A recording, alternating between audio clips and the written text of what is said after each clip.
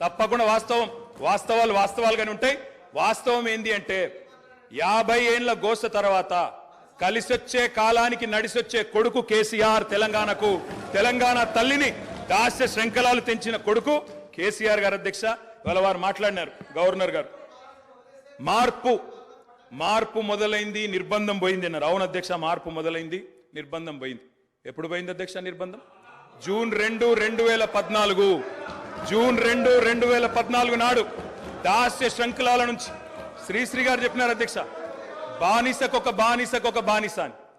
దరిద్రం ఏంటంటే అధ్యక్ష, దరిద్రం ఏంటంటే గతంలో మనల్ని పీడించిన వాళ్ళు పోయినారు, కానీ వాళ్ళ పేర్లు తలుచుకునే వాళ్ళు ఇంకా అక్కడే ఉన్నారు అధ్యక్ష. అది బానిసకొక బానిస అంటే కదా అధ్యక్ష.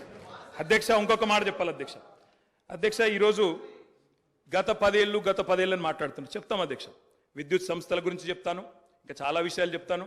మధ్యలో వారే ఇప్పుడు ఒక 15 నిమిషాలు డిస్టర్బ్ చేశారు, మీరు లెక్క రాసుకోవాలి. మీరు కూడా, మేము 39 మంది ఉన్నాం, వాళ్ళు 64 మంది ఉన్నారు, మిడిసిపడుతున్నారు అధ్యక్ష. ఎంత అధ్యక్ష తేడా? 1.85% ఓటు మాత్రమే. 1.85%. అధ్యక్ష, ఈ రకమైన మిడిసిపాటు మంచిది కాదు. గౌరవ కేటీఆర్ గారు, సబ్జెక్ట్ డీవియేషన్ కాకుండా నేనేం అవ్వలేదు సార్, ఆయన చెప్పిన దానికే చెప్తున్నా. మిమ్మల్ని అక్కడ కూర్చోబెట్టారు అంటే చెప్తున్నా అధ్యక్ష, ఎక్కువ తేడా ఏం లేదు సార్, మిడిసిపాటు వద్దని చెప్తున్నా సార్. అధ్యక్ష, నీళ్లు, నిధులు, నియామకాలు, ఇది మా ఉద్యమ నినాదం.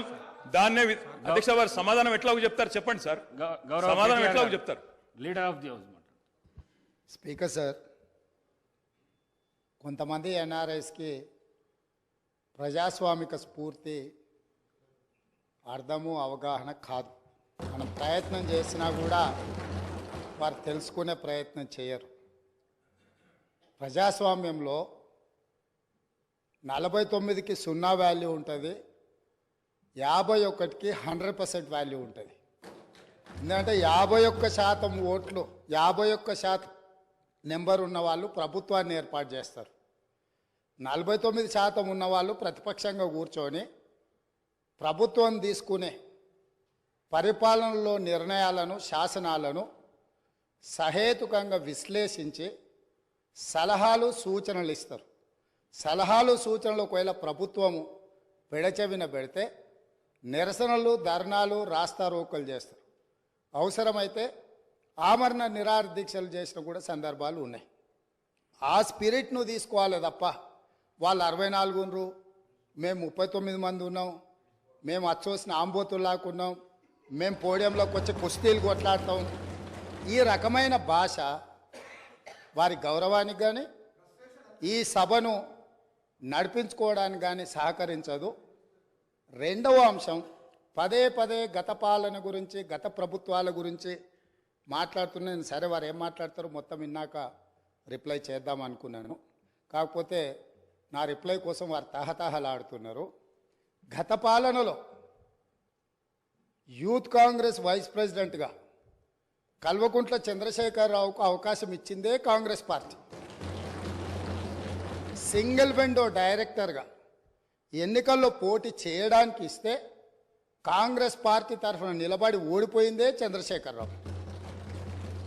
గత పాలనలో ఎంపీగా గెలిపించిందే కాంగ్రెస్ పార్టీ. గత పాలనలో షిప్పింగ్ మినిస్టర్ ఇచ్చిందే కాంగ్రెస్ పార్టీ. ఆ తర్వాత కార్మిక శాఖ మంత్రి ఇచ్చిందే కాంగ్రెస్ పార్టీ. అంతెందుకు ఇక్కడ సభ్యుడు ఉన్నాడు, వారు కూడా వారి కుటుంబ సభ్యులే. ఎమ్మెల్యే కాకుండానే మంత్రిని చేసి తర్వాత ఎమ్మెల్యేగా ఎన్నిక చేయడానికి సహకరించిందే కాంగ్రెస్ పార్టీ. ఈరోజు వాళ్ళు ఏ పేరైతే వినోద్ అనుకుంటున్నారో ఆ రాజశేఖర రెడ్డి గారే ఆ మంత్రివర్గంలోనే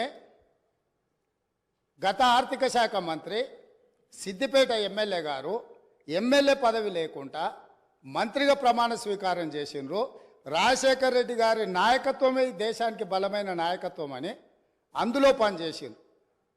మూడవది, పోతిరెడ్డిపాడు పొక్క పెద్దది చేసినప్పుడు కీర్తిశేషులు నాయన్ నరసింహారెడ్డి గారు కడప జిల్లా ఇన్ఛార్జ్ మినిస్టర్. ఆ రోజు కొట్లాడింది పోతిరెడ్డిపాడు మీద కీర్తిశేషులు పి జనార్దన్ రెడ్డి గారు. పోతిరెడ్డిపాడు పొక్క పెద్దది చేసినప్పుడు ఇక్కడ ఉన్నోళ్ళు ఎవరు ప్రాణత్యాగాలు చేస్తామని ఎవరు కొట్లాడలే, ఎవరు మాట్లాడలే.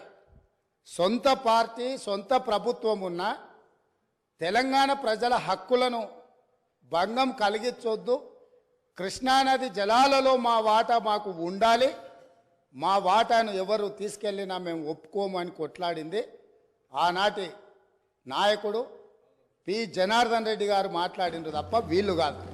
కాబట్టి ఈరోజు వీళ్ళందరూ ఏ పాలకుల గురించి మాట్లాడుతున్నారు, ఆ పాలకులు ఇప్పుడు మాట్లాడుతున్న పెద్దలు ఎట్లెమ్మెల్యేనరు?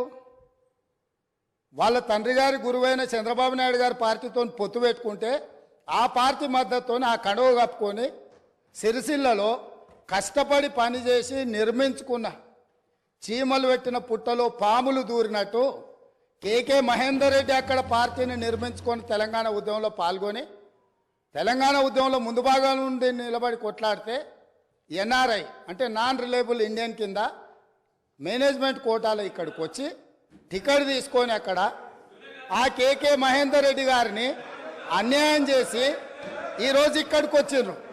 కాబట్టి ఈరోజు గతం గురించి అధ్యక్ష, ఒకవేళ మా మిత్రులకు వాళ్ళకు అంతగా గతం గురించి చర్చించాలనే ఆలోచన ఉంటే ఒకరోజు మొత్తం తమరు సమయం ఇవ్వండి.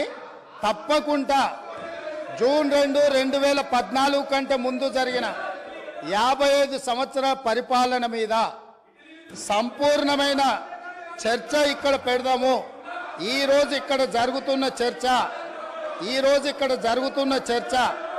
జూన్ 2, 2014 నుంచి జరిగిన పరిపాలన, చేసిన విధ్వంసము, నాయకత్వం యొక్క వ్యవహార శైలి మీద మనం ఈరోజు మాట్లాడుకుంటున్నాము.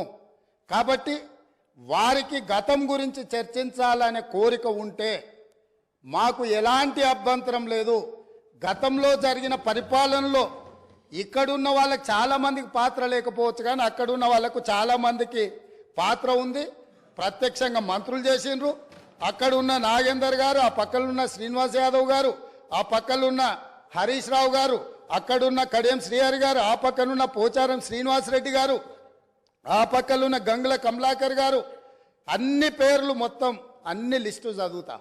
వీళ్ళందరూ కూడా ఈరోజు వారు ఏదైతే పాపాలు జరిగినాయి అంటుండ్రో ఆ పాపాలలో సంపూర్ణమైన భాగస్వామ్యం వాళ్ళదే ఉన్నది. వరంగల్ ప్రాంతంలో జరిగిన ఎన్కౌంటర్లకు ఎవరి కారణమని చర్చ ఉంది అధ్యక్ష? ఈరోజు వారే మాట్లాడుతున్నారు. ఏమని గవర్నర్ ప్రసంగంలో మొత్తం